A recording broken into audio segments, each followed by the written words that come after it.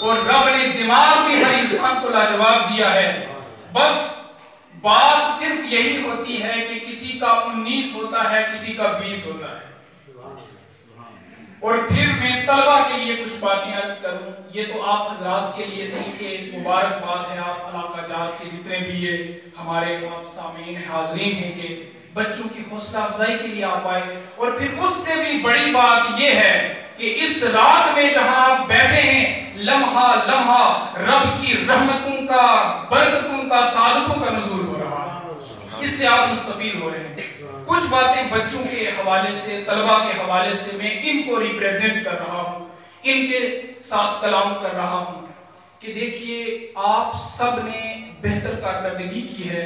کوئی یہ نہ سمجھے کہ پتہ نہیں مجھے کم نمبر ملے تو کس وجہ سے ملے, میں تو بہت اچھی طریقے سے بولا تھا, میری آواز بہت اچھی تھی, انداز بہت اچھا تھا, میں نے تو ہاتھوں کو بہت اٹھا کر بات کی تھی.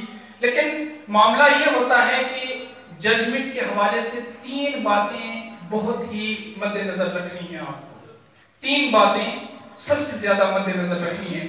پہلی بات یہ ہے کہ آپ بات کا آغاز کیسے کر رہے ہیں. سب سے پہلے آپ جب یہاں کھڑے ہوئے ہیں تو اس اسٹیج سے بولنے میں اور کمرے میں بولنے میں بہت فرق ہوتا ہے. اسی طرح اپنے کولیگز کے سامنے بولنے میں اور ایک ممبر سے عوام کے سامنے بولنے میں فرق ہو جاتا ہے. تو وہ انداز ابتدائیہ آپ کا کیسا ہے, اس پر آپ نے دیکھنا ہے کہ ہمیں کس طرح اپنے آپ کو لوگوں کے سامنے پر اعتماد پانا ہے کہ میں آپ کے سامنے کھڑا ہوں, مجھے اعتماد ہے, بس اپنے آپ پر بھروسہ ہے.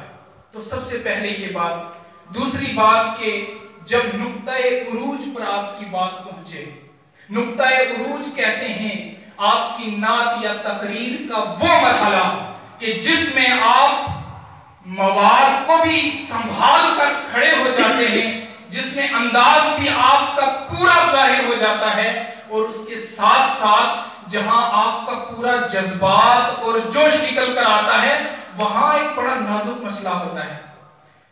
یہ جو پوائنٹ ہے, بیچ والا پوائنٹ ہر نعت یا تقریر کا, یہ بڑا نازک سا مسئلہ ہوتا ہے. یہاں پر ہمیں کچھ کنٹرول بھی کرنا ہوتا ہے.